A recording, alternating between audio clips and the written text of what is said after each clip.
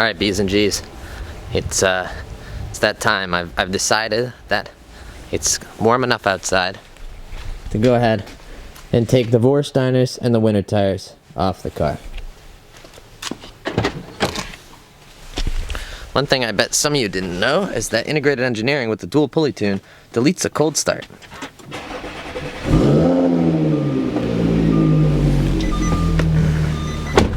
Now while that may seem very underwhelming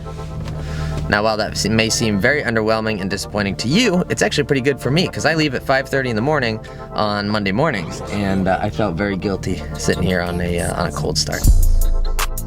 I should also mention that both the BC Forged that you're seeing here and the Vorsteiners that you're seeing here are sourced through Nemesis Autosport, who you'll hear more about later on in the video. And we're back, boys. My favorite wheels that I've ever run, ever. These BC Forged RZ39s. It's actually kind of funny. It almost looks like something's missing without the red center caps.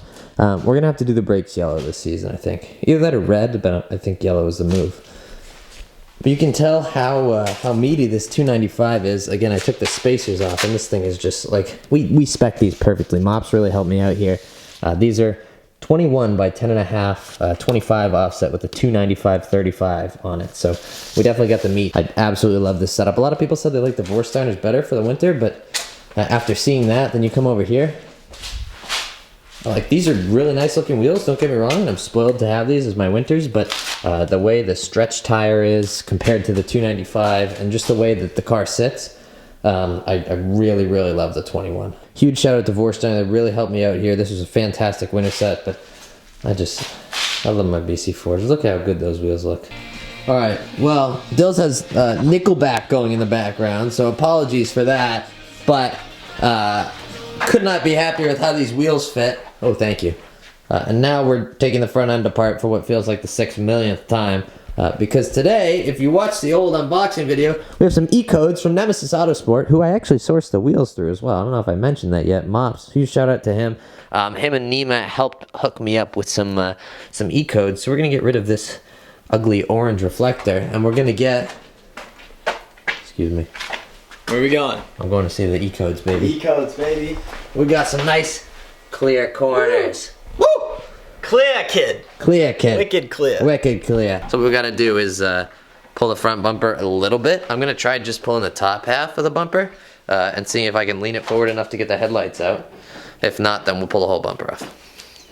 So, one headlight out. This was much more of a pain than I thought it was gonna be because of this like headlight retainer thing. So the internet says to loosen this, which maybe we'll do to put it back in, I don't know. But essentially what we did is this bumper is loose. We got it out on the sides. You could take it all the way off. We just don't want to go into the car, so we're just kind of wiggling it forward and back, and we haven't had issues yet. Knock on wood. Alright, we'll show you swapping the bulb over in a second because that's the only difficult thing. Otherwise we just swap the ballast and anything. But if I unlock the car, Dill should go blind. Oh. Hey! Damn, girl. Alright, now we gotta test the headlights. Yeah, she's icy. She's pretty. Also, if you don't have this light turned off in VAGCOM, you're gonna throw a code, but I already had it shut off, so. Ahead of the game. Oh, yeah. Is it on? Oh, yeah, it moved. Did it? She waved at me. Oh, hey! She winked at me, baby. Hey! Wow, that looks really nice. Side beams, you ready? Oh, yeah. You might go blind. Oh, yeah. Alright. Well, I honestly don't know how we did that. Like, even if we had filmed on how we got that thing back in there, such a pain in the butt. We ended up loosening the top fender bolt as well, which I have to remember to tighten back down. But, look at how sick that looks. Now we get to do the other side. Very nice. Very nice. Yeah, so I mean, the real trouble is there's that headlight retainer tray, which you have to get really creative if you have the bumper on and you want to get that off. But yeah, I mean, we just wiggled it a lot. Really, the way you should be doing this is taking the bumper all the way off and loosening the tray at the bottom. All right. So when swapping stuff over, this guy has to go. This guy has to go. This guy has to go. Then you pull this cover off, and there's a bulb inside, which we'll show you how to undo in 1 second. All right, so check it out. You reach in here, and this is very hard to see, but there's, when you get in here, if you ever do this, there's a little ring with 2 tabs. Oh, I gotta undo the connector. Dills, I only have one hand. Can you help me? Okay. These connectors are really easy to take off. Pull the old bulb out. Don't break it. Yeah, and don't touch it with your fingers. And then we just slide it in here and do the opposite. Essentially, the headlights look awesome, and I'm really happy with them. The problem that we ran into is we can't get them to sit flush. I think because we were lazy and didn't remove the bumper all the way, so that's on me.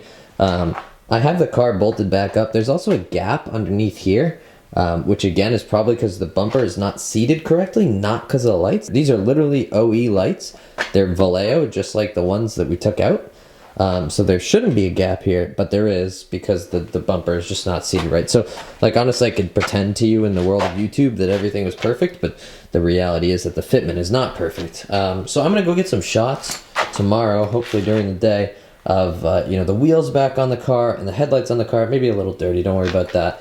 But just know that not everyone's perfect. Not every YouTube video is perfect. And I actually did end up dropping one of the bolts from the integrated engineering intake down into the engine bay. I will not be getting that. I do not have the energy to get that. That's a lost bolt. That's fine with me. So as we get into the glamour shots here, you can definitely tell the headlights aren't lined up properly. You see the fender's not lined up there.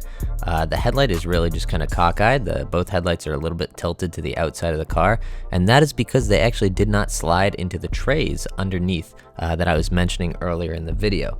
What I'm gonna have to do is pull the front bumper, loosen those trays, and get this headlight to sit down proper in there. But again, that's no fault of Nemesis Autosport. That's just me being lazy, and I should have pulled the front bumper all the way in the first place. Just with time and everything, I haven't quite gotten to it yet. So I actually still haven't gotten to it. Hopefully I'll have that fixed in the near future, because all the pictures and videos of it look a little bit whack. But again, huge shout out to Nima from Nemesis Autosport. If you have anything that you need from Europe for your cars and you live in the US, or I bet you could source the other way too, Nemesis Autosport is definitely the guys to hit up. They did a fantastic job, super transparent with me. Absolutely love how these headlights turned out, so huge shout out to them. Of course, I've also sourced my Vorsteiners and my BC Forged through them. They're a great group of guys, and they sell, you know, really high quality products and a really great customer service experience. So would highly recommend Nemesis if you haven't already checked them out. It's mops@nemesisautosport.com is the email, and he'll forward you along to Nima or anybody else. As always, thank you guys for watching. Hope you guys are safe and healthy. Go out there and spread some positivity, and I will catch you guys in the next video.